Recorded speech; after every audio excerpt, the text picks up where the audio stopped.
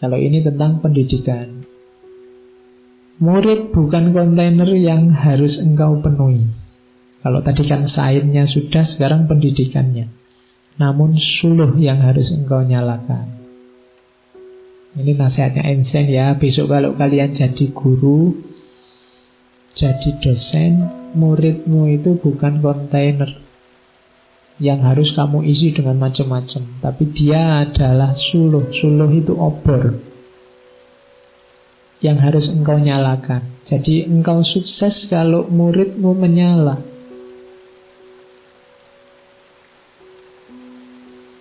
Menyala berarti apa? Akalnya hidup, intelijensinya jalan untuk menghadapi kehidupannya. Nilai dari pendidikan tidak terletak pada mengoleksi banyak fakta, tapi pada melatih akal untuk berpikir. Jadi bukan menanamkan data-data tiap hari. Kalau itu muridmu baca buku sudah ketemu, mungkin lebih bagus dari penjelasanmu. Tapi latihlah muridmu untuk bisa menyala, bisa berpikir. Dan itu sebenarnya kombinasi tidak bisa didapat hanya dari sekolah, tapi juga dalam kehidupannya sehari-hari. Karena kebijaksanaan bukan hasil dari sekolah, namun upaya sepanjang hayat untuk menemukannya.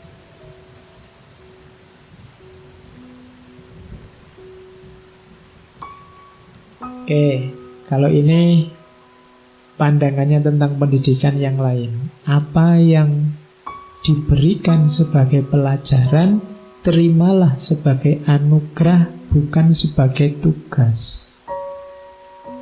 Jadi belajar itu anugerah. Banyak orang yang tidak sadar untuk mau belajar.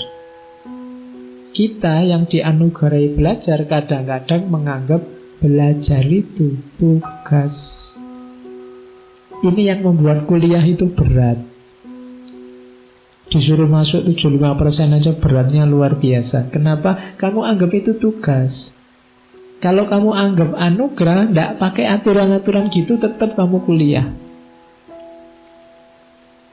Orang tuamu dulu sejak kecil sampai pontang-panting nyuruh kamu belajar gitu kan. Ayo belajar. Seolah-olah itu tugas, padahal itu anugerah. Kalau itu anugerah kan kita nikmati, tanpa harus disuruh-suruh. Maka katanya Einstein, rumusnya apa biar kamu rajin? Anggaplah belajar itu sebagai anugerah. Jangan pernah menganggap belajar sebagai satu tugas, tapi sebagai satu kesempatan berharga untuk mengetahui pengaruh pembebasannya yang indah dalam jiwa, untuk kebahagiaanmu dan keuntungan masyarakat di mana karyamu nantinya berkaitan. Jadi, ketika kamu belajar, ingatlah bahwa kamu sedang berada di jalan untuk jadi yang bahagia dan yang bermanfaat. Rasakan pengaruhnya ilmu yang membebaskan. Ilmu itu, setiap ilmu yang kamu temukan, sebenarnya dia sedang melakukan proses pembebasan. Pembebasan dari apa? Dari tidak tahu menjadi tahu. Orang yang tidak tahu itu kan orang yang terpenjara, orang yang gelap. Begitu tahu, kamu lepas, kamu terang sekarang. Tidak lagi gelap. Maka ilmu punya fungsi pembebasan. Setiap kali kamu paham sesuatu, satu belenggumu lepas. Oke. Nah, yang terakhir tentang pendidikan, katanya Einstein, setiap orang itu jenius. Jadi kalau tadi kita bilang Einstein itu jenius, kalau Einstein bilang semua orang jenius. Namun kalau engkau menilai seekor ikan dengan kemampuannya memanjat pohon, ia akan merasa sepanjang hidupnya sebagai orang bodoh. Jadi nama lainnya adalah setiap orang itu jenius kalau ketemu bakatnya, ketemu kemampuannya masing-masing. Kalau ikan kok dinilai kemampuannya memanjat pohon, ya dia DO terus mesti. Nah, jadi itu nasihat dari Einstein. Oke. Tentang orang lain. Einstein sebagaimana banyak filosof, banyak tokoh yang lain sepakat bahwa kita harus mengabdikan kemampuan, kapasitas kita untuk memberikan yang terbaik untuk orang lain.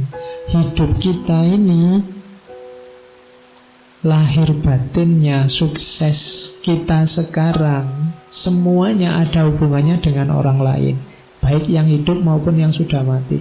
Kita ngaji sekarang itu kan jasa orang lain juga, yang terlibat dengan ngaji langsung atau tidak langsung, mati atau masih hidup.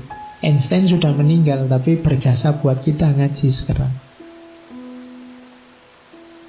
Apapun keberhasilanmu, coba dicek, itu pasti ada sumbangan jasa orang lain secara luas. Kamu sekarang minum kopi, pabrik kopi, buruh kopi, kios kopi, bakul kopi, yang tadi masak kopi, itu kan berjasa padamu. Semuanya berjasa. Maka kalau kamu punya kemampuan, punya kualitas, punya kelebihan apapun, berikan hal yang sama pada mereka. Aku harus mendorong diriku memberikan hal yang sama sebagaimana telah aku terima dan masih aku terima. Einstein ini agak pendiam, agak introvert, ya, tapi tetap kalau ditanya kita harus bermanfaat dengan orang lain, ya. Kita harus hidup yang didedikasikan untuk orang lain. Meskipun begitu, tetap harus hati-hati. Katanya Einstein, menjauhlah dari orang-orang yang negatif. Kenapa? Mereka punya masalah untuk setiap solusi. Ya, kan kebalik. Kalau orang-orang positif itu mereka punya solusi untuk setiap masalah. Tapi orang-orang yang negatif, dia punya masalah untuk setiap solusi. Barang sudah beres, jadi masalah lagi. Sudah terjawab, cari masalah lagi. Hidupmu tidak akan tenang kalau ketemu orang-orang yang negatif. Menjauh saja. Nyari orang-orang yang menyenangkan, yang positif, biar kita tidak terjebak di hidup yang serba gelap.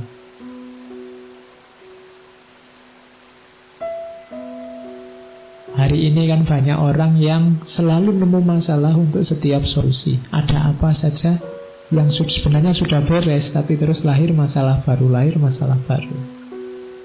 Kita membuang-buang waktu tidak penting untuk hal-hal, pertanyaan-pertanyaan, masalah-masalah yang tidak relevan untuk hidup kita.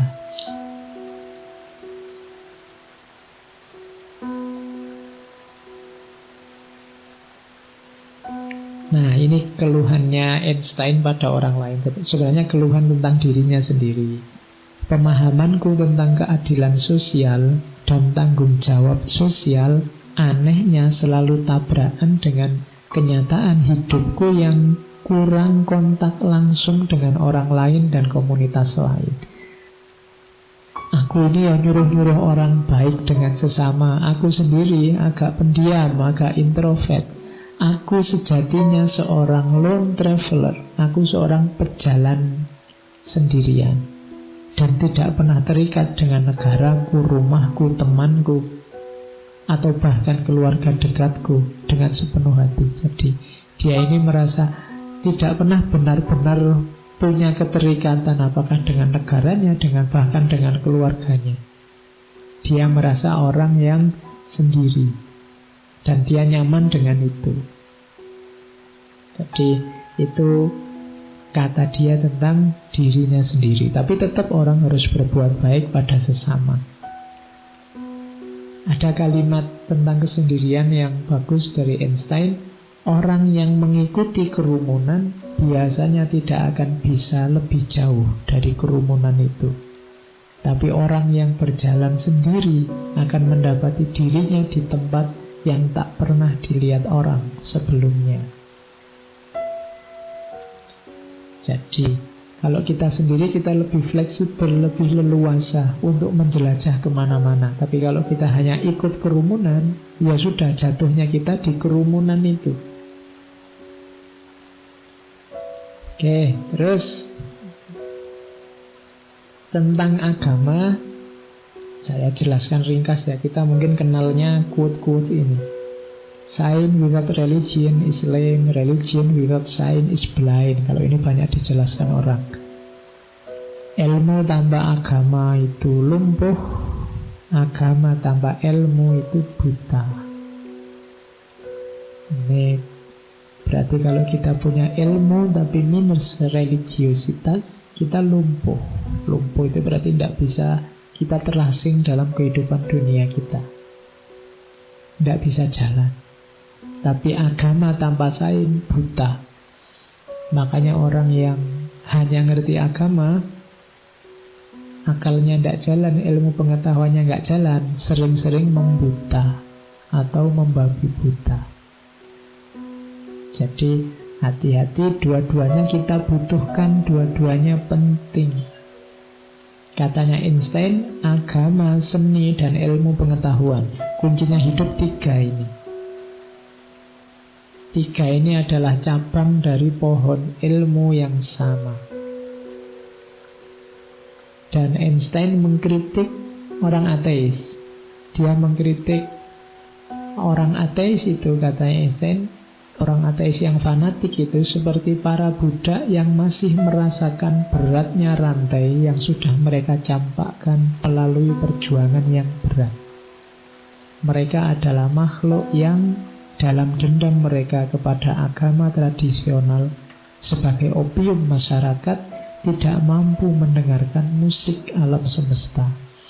Jadi ini kritiknya Einstein. Orang ateis itu kayak orang budak yang masih merasakan ada rantai. Jadi ateisme di awal modern yang dikritik oleh Karl Marx sebagai candunya masyarakat itu kan berawal dari agama yang sangat membelenggu kehidupan. Jadi agama yang membuat orang tidak bisa bangkit, tidak bisa berjuang. Agama yang membuat orang lemah. Terus orang memberontak sehingga agamanya ditinggal, dia ingin berjuang. Agamanya ditinggal, jadi ateis. Ini kayak para budak. Harusnya kalau sudah bebas, mungkin logikanya Einstein, ya beragamalah secara bebas. Tapi orang ini tidak mau beragama. Kenapa? Masih terbayang-bayang belenggunya. Jadi kritik Einstein, ateis itu kayak para budak yang masih terbayang-bayang, masih merasakan beratnya rantai. Orang jadi tidak mau beragama karena terbayang-bayang kekangan agama sebelumnya. Padahal kalau dia mau jeli mendengarkan suara musik alam semesta, memahami alam sekelilingnya, dia akan tahu bahwa alam yang tidak kebetulan ini pasti ada yang mengatur. Nah, itu kritiknya pada ateis. Cuma Einstein dikenal agak panteis. Panteis itu menurut Einstein dia tidak cocok dengan gagasan personal God. Personal God itu Tuhan yang ada sosoknya. Dia lebih suka Tuhan itu meliputi alam semesta. Jadi itu kan kita mengenalnya sebagai panteisme.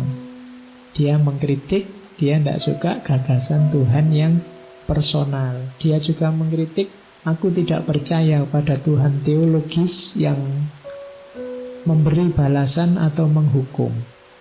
Tuhanku menciptakan hukum alam yang mengurusi semuanya.